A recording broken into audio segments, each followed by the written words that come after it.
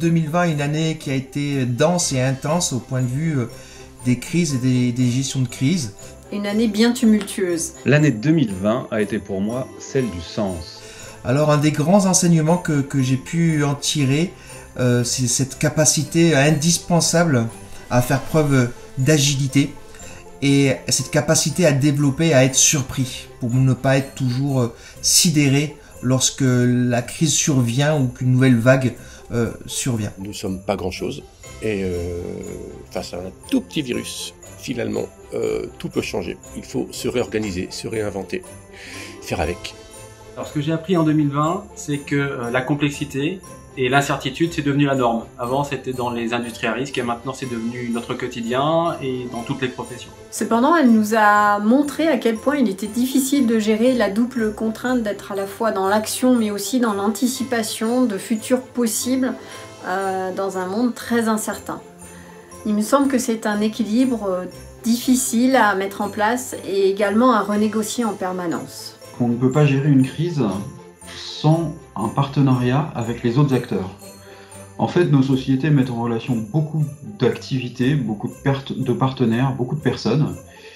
Et quelle que soit notre activité, on ne peut gérer une crise et on ne peut surmonter la crise que si on fonctionne tous ensemble.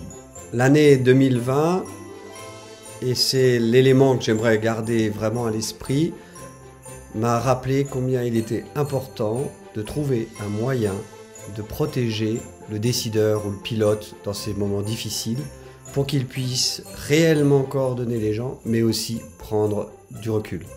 La Covid-19 a fait évoluer notre perception et notre rapport au monde. Elle a notamment mis en avant des questions comme l'utilité sociale ou le sens de notre travail.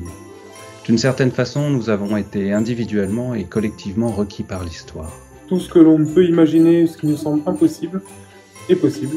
Et il faut toujours garder cette possibilité qui nous paraît impossible dans un coin de sa tête, en anticipation.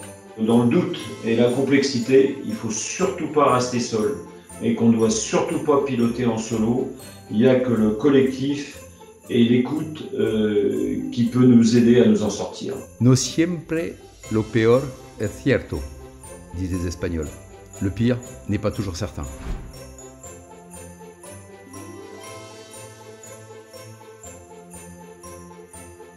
C'est de renforcer nos liens avec nos proches, nos partenaires, nos clients, nos salariés. Et c'est qu'on ait une communauté et une communication qui soit beaucoup plus sociale et qui soit beaucoup plus soucieuse de l'autre. Tous nos clients puissent passer un bon Noël en famille, entre amis, et puis retrouver vite le chemin de la culture, car pour reprendre un peu un mot célèbre d'Albert Camus, c'est que tout ce qui dégrade la culture raccourcissent les chemins qui mènent à la servitude. Oublier l'existence même d'une société comme la nôtre, ce qui voudra dire que vous arrêtez de vous poser des questions clés et que vous prenez du recul par rapport à ce que nous avons vécu. Et d'abord de commencer en sécurité, c'est-à-dire sécurité sanitaire, la santé, c'est la première chose. Et puis j'espère qu'à partir de là, on pourra construire quelque chose qui ait du sens, tous ensemble. Et je vous souhaite de pouvoir mettre les choses entre parenthèses, de faire une pause, prendre une grande respiration. Profiter de bons moments et de bonheur avec vos proches et notamment de leur sourire sous leur masque ou sans leur masque en fonction de la situation bien entendu. Pour se rendre compte que 2020, il y a aussi eu des bonnes choses. Je vous souhaite donc, pour 2021, d'aider vos organisations à prendre leur place et à pleinement contribuer à ce mouvement incertain de l'histoire. C'est le bon moment pour vous souhaiter plein de bonnes choses pour fêter les fêtes en famille. Donc si je pouvais souhaiter une seule et unique chose, c'est couper, faites une coupure, essayez d'avoir cette petite bulle en dehors de toute cette période Covid.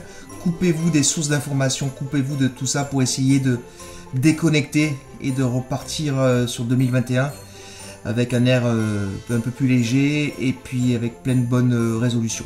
Et puis ce que je souhaite pour cette fin d'année, eh bien, c'est que le pire soit derrière nous. Inventons des fêtes de fin d'année pour qu'elles soient tout aussi agréables, certainement différentes, mais que demain, quoi qu'il arrive, elles restent pour chacun d'entre nous un très bon souvenir. Profitez de l'instant présent. En 2 mots, carpe diem, et je vous souhaite de très bonnes fêtes. Il me reste à vous souhaiter pour vous et vos proches, au nom de toute l'équipe, de belles fêtes de fin d'année. Bon Noël à toutes et à tous. Je vous souhaite des bonnes fêtes. Très bonne année 2021.